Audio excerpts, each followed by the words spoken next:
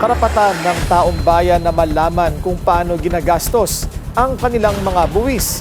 Yan ang pahayag ni Quezon City Mayor Joy Belmonte kasabay ng paglunsad ng digital dashboards ng lungsod. Narito ang agenda report ni Jill Sebandal. Hindi na lang puro pangako, pwede nang silipin ng mga residente ng Quezon City kung saan napupunta ang pondo ng lungsod at kung umaandar nga ba ang mga proyekto ng pamahalaan.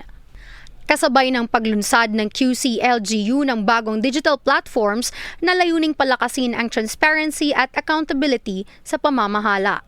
Pinakilala ang online tools na magbibigay sa publiko ng mas malinaw na access sa mga datos, proyekto at serbisyo ng lungsod. Kabilang dito ang Q-Citizens Data Dashboards na naglalaman ng impormasyon tungkol sa mga programang pinupondohan ng lungsod gaya ng scholarship programs, QCID, free medicine at pangkabuhayan programs.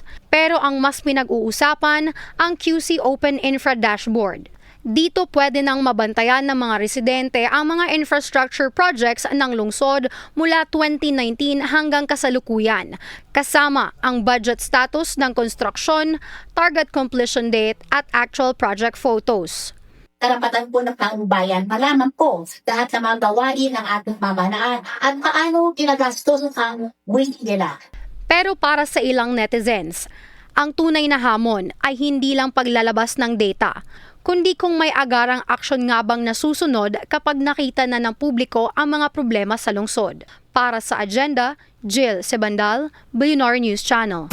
Manatiling nakatutok sa Billionaire News Channel. Sumubaybay sa aming social media accounts at mag-subscribe sa aming YouTube channel para sa mga eksklusibong balita at storya.